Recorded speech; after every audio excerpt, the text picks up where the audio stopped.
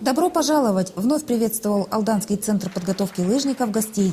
В Южную Якутию на учебно-тренировочные сборы прибыла команда России по биатлону, в состав которой входят Антон Шипулин, Алексей Волков, Иван Черезов, Антон Бабиков и другие биатлонисты под руководством старшего тренера Андрея Падина. Добро пожаловать!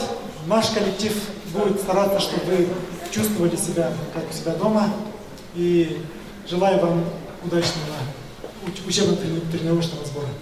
Небольшой мороз и оптимальный снежный покров. Погода, по словам гостей, радует. Вчера немножко удивился, что в Алдане в это время нет снега, но сегодня смотрю, что погода исправила эту проблему. В лучших русско-якутских традициях спортсмены угостились караваем и прошли национальный обряд очищения чичипкан. По словам членов сборной, алданское гостеприимство отличает особая теплота. Да, здесь всегда встречают очень тепло и радужно.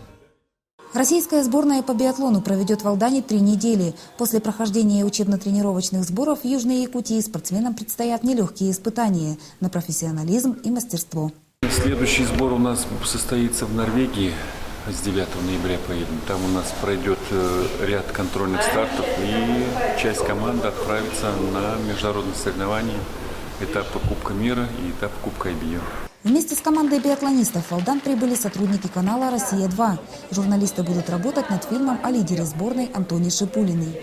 Сразу выйдет 2 фильма перед этим сезоном. Один фильм будет целиком полностью посвящен лидеру нашей сборной Антону Шипулину. Другой фильм будет посвящен предстоящей, возможно, и наиболее вероятной дуэли в Кубке мира между Антоном Шипулиным и сильнейшим биатлонистом планеты на протяжении последних 4 сезонов французом Мартеном Фуркадом. Илья Трифонов планирует снять 2 документальных фильма. Один о Шипулине, второй о Мартене Фуркаде. Эти биатлонисты являются главными соперниками в борьбе за большой хрустальный глобус Кубка мира и медали следующего чемпионата мира по биатлону. Татьяна Вахнина, Сергей Шипачев, Дмитрий Заливин, НВК «Саха», Алдан.